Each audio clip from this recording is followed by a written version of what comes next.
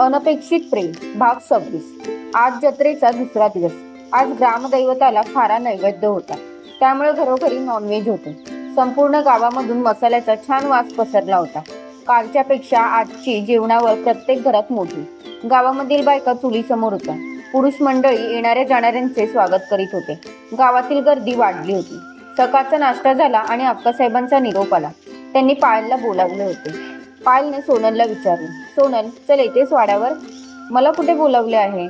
बोलवायला कशाला पाहिजे? चल जाऊया. तू जा, मी नाही येणार. सूरजला तरी माझी आठवण येते का बघ. अगं, त्यांच्या गावची जत्रा आहे. पै पाहुण्यांनी घर भरलेले आहे. काही कामे असतील त्याला.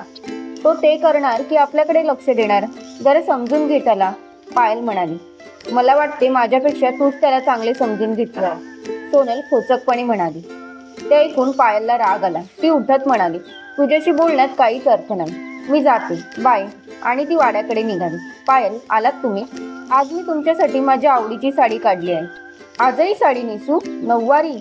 आज 6 वारी. माझी साडी तुम्ही नेसा. आज काय कार्यक्रम असतो? आज ग्रामदैवताला नैवेद्य असतो. पहिला मान आपला. नैवेद्य घेऊन जायचं. बायकाही जातात? होय, म्हणून तर तुमच्यासाठी साडी काढली. अक्कासाहेबांचे मन मोडणे पायलला शक्यच नव्हते. ती म्हणाली, ठीक आहे. अक्कासाहेबांनी तिला साडी नेसवली. आज अंबाडा नको. सप्लिमेंट लावून तुमची छान लांब वेणी घालते, चालेल ना? तुम्हाला पाहिजे ते करा, मी कशालाच नाही म्हणणार नाही. पायल, तुमचे लग्न ठरले ना? होय. कुठला मुलगा आहे? मूळचा पुण्याचा, पण सध्या लंडनमध्ये असतो. भाग्याचा आहे तो. का? तुमच्यासारखी सुंदर आणि समंजस बायको मिळणार आहे त्याला. मी आवडले तुम्हाला? खूप आवडलात. आहातच आवडण्यासारख्या, शिवाय धाडसी. धाडसी? माझे कसले धाडस तुम्ही पाहिलेत? काल 9 वारी साडी नेसले ते काहीतरीच काय. अहो, महेंद्रसिंह म्हणाला आम्हाला तुम्ही खूप धाडसी आहात. कौतुक करीत होता तुमचे. वेणी घालता घालता अक्कासाहेब बोलत होत्या. पायलला त्यांचे हे बोलणे खूपच आवडले. ती मनोमन खुश झाली. नेहमीपेक्षा तिचा चेहरा फुलला. कालच्याप्रमाणे आजही तिला अक्कासाहेबांनी दागदागिन्यांनी मडवले होते. लांब वेणीवर गजरेही छान माळले होते त्यांनी. आजही पायल खूप गोड दिसत होती. तिने आरशात स्वतःला पाहिले. साखरपुड्याच्या वेळी आपल्याला ब्युटी पार्लरच्या मुलीने मेकअप केला होता, पण त्या दिवसापेक्षा आज आपण छान दिसतो असे पायलला वाटत होते. पायल, तुमच्या मैत्रिणीला आवड नाही वाटते? तिला असे नटणे नाही आवडत. म्हणजे फक्त जीन्सच पाहिजे? पहिल्यापासून तिला तशीच सवय आहे. ती स्वभावाने खूप चांगली आहे. प्रथमच अशा खेड्यात आली आहे, त्यामुळे ऍडजस्ट करू शकत नाही. एकदा सवय झाली की तिलाही काही वाटणार नाही. सवय व्हायला त्या खेड्यात कशाला येतील? नाही म्हणजे तसा प्रसंग आला तर म्हणते मी. असे होय. आता असे करा, तुम्हाला पाहिजे तर तुम्ही आता तिकडे जावा. निघताना आम्ही बोलावतो तुम्हाला. मी ते तुम्हाला काही मदत करू शकणार नाही का? का नाही, जरूर करू शकता. चला या आमच्या बरोबर. पायल अक्कासाहेबांबरोबर गेली. अक्कासाहेबांनी पूजेच्या साहित्यावर एक नजर टाकली आणि त्या म्हणाल्या, पायल, तुम्हाला वाती करता येतात कापसाच्या? हो येतात. करणार का? करते की. पायल तेथे बसली. ती वाती करू लागली. तिने आईला बऱ्याच वेळा वाती करताना पाहिले होते. आज ती करू लागली. वाती करणे तिला जमले. ती स्वतःवर खुश झाली. अशा लहान सहान कामातही आनंद असतो हे ती आज अनुभवत होती. आईसाहेबांनी तिला वाती वळताना पाहिले. त्या पायलच्या जवळ आल्या. डॉक्टर बाई, आज वाती वळताना वेगळ्या वाटता तुम्ही. आईसाहेब, वाती प्रथमच केलेले आहेत. बघा जमल्यात का? छान जमल्यात. वस्त्र येते करायला? वस्त्र? पायलला समजे ना.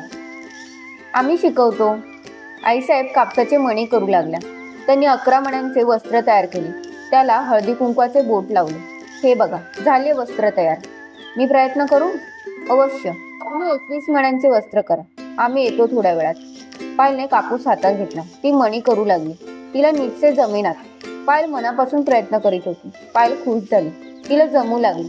आईसाहेबांसारखा सफाईदारपणा त्यात नव्हता, पण जमू लागली. हेच पायलला खूप होते. तिचा बराच वेळ त्यात मोडला. अक्कासाहेब तेथे आल्या. पायलला कापसाचे वस्त्र करताना पाहून म्हणाल्या, मी तर तुम्हाला वाती करायला सांगितल्या होत्या. वाती तयार आहे. आईसाहेबांनी वस्त्र करायला शिकवले आणि 21 मण्यांचे वस्त्र करायला सांगितले. आता 17 मणी झाले. अरे वा, छान झाले वस्त्र. आमची तयारी झालीये, तुम्ही आवरा. 5 मिनिटे, माझेही होते. बोलल्याप्रमाणे 5 मिनिटात पायलने वस्त्र केले. आईसाहेबांनी ज्याप्रमाणे वस्त्र गोल करून ठेवले त्याप्रमाणे तिने ठेवले. अक्कासाहेब, मी जरा जाऊन येते. सोनल येते का बघते. ते एकटीच आहे तेथे. बरं, या लगेच.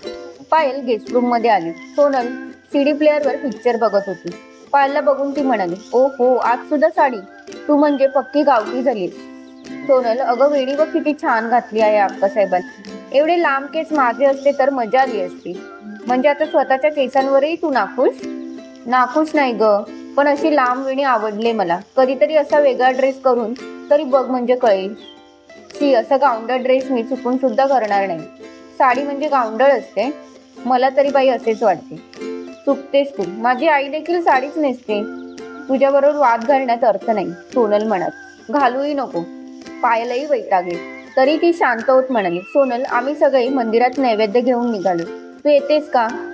नाही अगं, एकटी बसून कंटाळशील, चल माझ्या बरोबर. आतापर्यंत मी एकटीच होते, पुढेही राहीन. तुझी तू जा. रागावलीस माझ्यावर? नाही. मग ठीक, चल मी निघते. पायल तेथून बाहेर पडली. सोनल खरोखरी वैतागली होती. नाश्ता करून सर्व मुले बाहेर पडली होती. थोड्याच वेळात पायलला वाड्यावरून बोलावणे आले. तेव्हापासून ती एकटी होती. पिक्चर बघत होती तर ती एकटेपणामुळे कंटाळली होती. एवढ्या वेळाने पायल आली. तिला बघून आपले डोकेच भडक. का ती या लोकांच्या तेवढी मिक्स होते? तिच्यामुळे मी वेगळी पडते. सूरजच्या मनात येणारच, पायल कशी मिक्स झाली? आमच्याप्रमाणे गावातल्या बायकांप्रमाणे वागली.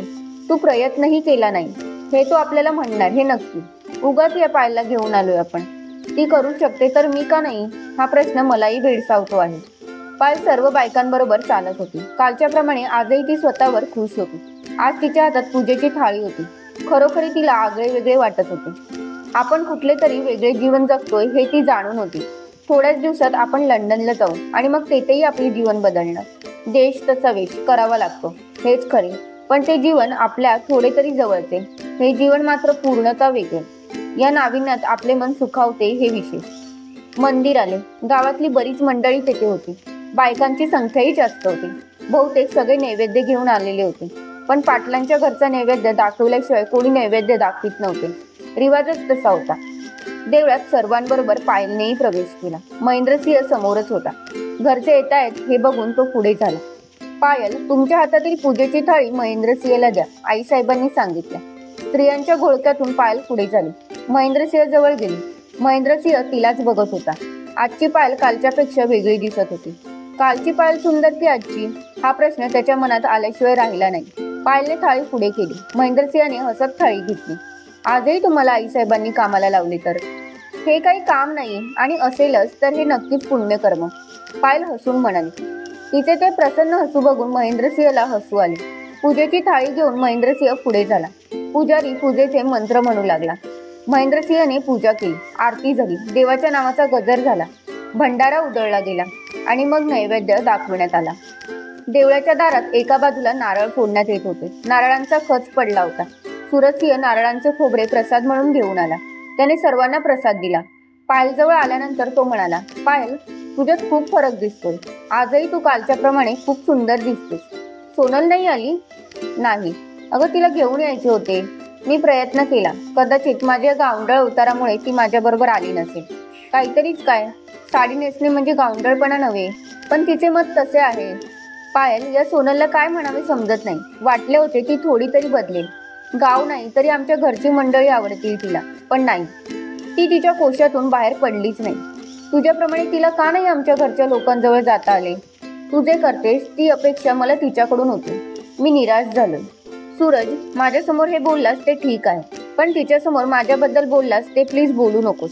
तिला आवडणार नाही. शिवाय आमच्या दोघींमध्ये वाद होईल. तू समजतोस ना? आले लक्षात तुला काय म्हणायचंय ते. चल, मंडळी निघाली. मीही जाते त्यांच्याबरोबर. तू घरी जा. ती एकटीच आहे. कालही बराच वेळ ती एकटी होती. आज सकाळपासूनही एकटी आहे. मी वाड्यावर जाणार आहे. बरे झाले सांगितलेस. थोडा वेळ जातो तिकडे. मला जास्त वेळ तिची सोबत करता येणार नाही. तुला जमेल तेव्हा तूही जा तिच्या सोबतीला. ठीक आहे. पायल घरच्या बायकांबरोबर घरी परतली. तिला या गोतावळ्यात वावरायला आवडत होते. घरात जेवणावेळी सुरू होणार होत्या.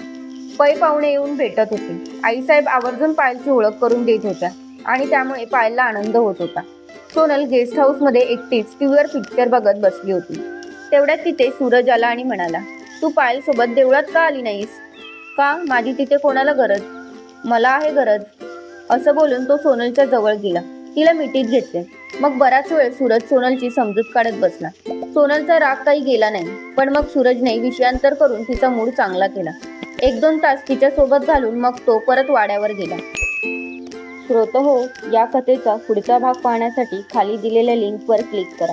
इथे तुम्हाला पुढचा भाग मिळून जाईल. तसेच चॅनलवर नवीन असाल तर चॅनलला सबस्क्राईब करा आणि पुढील व्हिडिओचे नोटिफिकेशन त्वरित मिळण्यासाठी बेल बटन ऑन करा. कथा आवडली असल्यास लाईक, शेअर आणि कमेंट करा. तुमचा प्रतिसाद आमच्यासाठी खूप महत्त्वपूर्ण आहे.